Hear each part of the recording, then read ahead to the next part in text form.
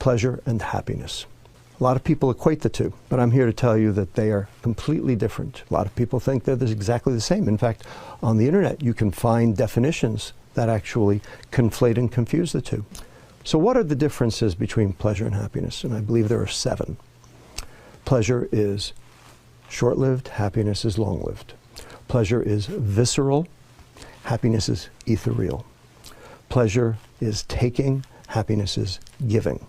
Pleasure can be achieved with substances, happiness cannot be achieved with substances. Pleasure is experienced alone, happiness is experienced in social groups.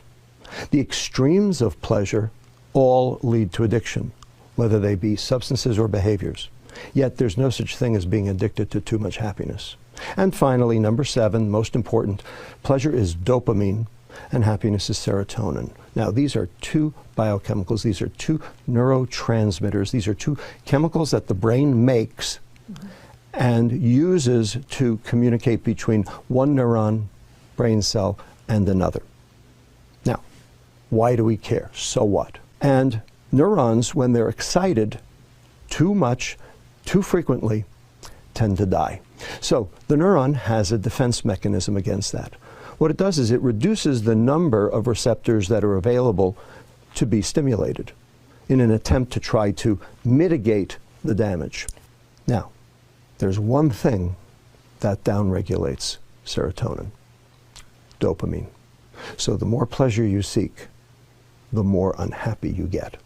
Have very specifically and in a coordinated fashion confused and conflated the term happiness with the term pleasure, so that you can buy happiness, so that they can sell you their junk.